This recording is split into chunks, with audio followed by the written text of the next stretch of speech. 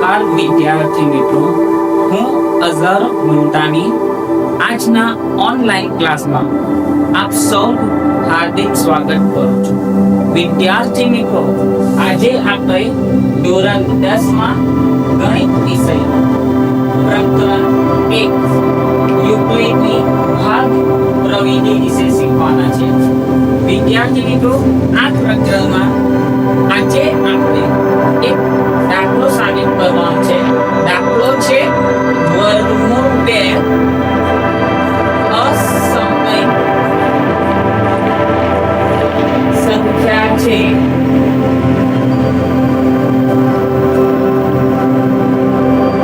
સાબિત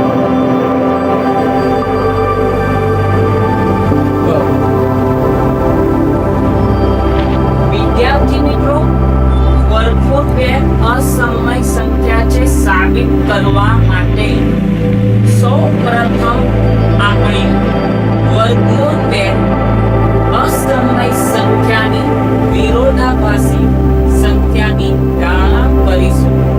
તો માટે ધારો કે વર્ગમૂળ 2 સમય સંખ્યા છે. અસમય સંખ્યાની વિરોધાભાસી શું થશે? વર્ગમૂળ 2 સમય સંખ્યા છે. વિદ્યાર્થી મિત્રો, તમે ધોરણ 9 માં ભણીને જ આવેલા છો કે સમય સંખ્યાને ભાગાકારના સ્વરૂપમાં લખી શકાય. તો વર્ગમૂળ 2 સમય સંખ્યાને ભાગાકારમાં લખવું હોય તો કેવી રીતે લખાશે? વર્ગમૂળ 2 બરાબર a/b. પરંતુ વિદ્યાર્થી મિત્રો, આપણે એક શરત ખાસ ધ્યાનમાં રાખવાની છે કે અહીં a અને b નો કોઈ પણ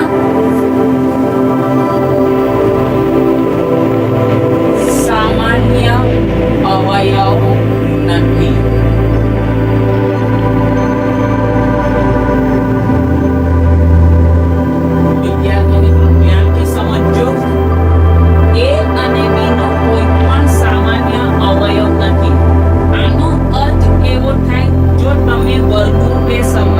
સાબિત કરો અને તે સમય તમને a અને b નો સામાન્ય અવયવ મળે તો સાબિત થાય કે વર્ગમૂળ 2 સમય સંખ્યા નથી. અને વર્ગમૂળ 2 સમય સંખ્યા નથી તો આપણી ધારણા કેવી બની વિદ્યાર્થી મિત્રો? ખોટી. તો વર્ગમૂળ 2 કેવી સંખ્યા થઈ જશે? અસમય. સમજ પડી વિદ્યાર્થી મિત્રો? આગળ આ જે વર્ગમૂળ 2 બરાબર a ના છેદમાં b છે એનો વર્ગ લઈએ તો વર્ગમૂળ 2 નો વર્ગ કેટલો થશે? 2. a નો વર્ગ a સ્ક્વેર, b નો વર્ગ b સ્ક્વેર. શું કહ્યું છે આપણે? વર્ગ લેતા. વિદ્યાર્થી મિત્રો, ચોકડી ગુણાકાર કરો તો માટે a સ્ક્વેર બરાબર 2 ગુણ્યા b સ્ક્વેર સ્ક્વેર લખાશે. આ પદનો અર્થ થાય કે 2 એ કોનો અવયવ છે? a સ્ક્વેર નો. તો માટે 2 એ સ્ક્વેર નો અવયવ છે. વિદ્યાર્થી મિત્રો, જો 2 એ સ્ક્વેર નો અવયવ હોય તો 2 એ કોનો અવયવ થઈ શકે? તેનો પણ અવયવ થઈ શકે. તો માટે 2 એ એનો પણ અવયવ છે.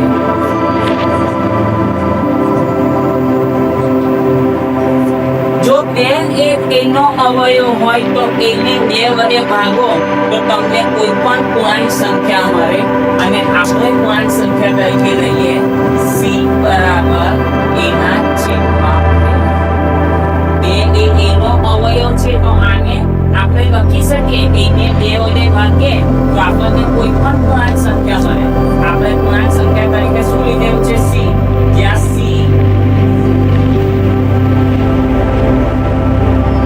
કોઈ પૂર્ણાંક સંખ્યા છે.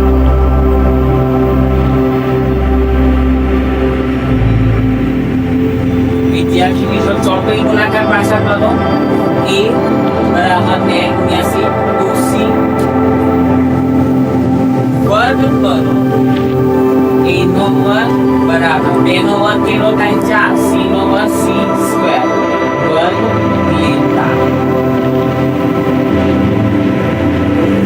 અને સમીકરણ 1 લઈશું a સ્ક્વેર ની કિંમત સમીકરણ a પરથી મૂકો કેટલી છે a સ્ક્વેર બરાબર વિદ્યાર્થી મિત્રો 2b સ્ક્વેર તો a સ્ક્વેર ની જગ્યાએ શું લખાશે 2b સ્ક્વેર બરાબર 4c વિદ્યાર્થી મિત્રો તેને સામે લઈ જાઓ તો માંથી લખાશે b સ્ક્વેર બરાબર 2 સામે જશે તો 4 ના છેદમાં 2 તો 2 દુ 4 તો શું લખાશે 2c સ્ક્વેર વિદ્યાર્થી મિત્રો ખાસ સમજો આનો અર્થ શું થશે 2 એ કોનો અવયવ છે 2 એ b સ્ક્વેર નો અવયવ છે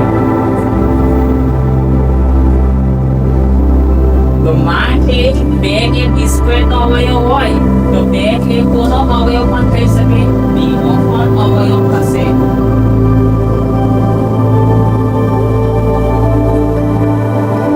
તો માટે આપણે ધ્યાન દીજો 2 એ a નો પણ અવયવ છે અને 2 એ b નો પણ અવયવ છે તો માટે 2 એ અને b નો સામાન્ય અવયવ છે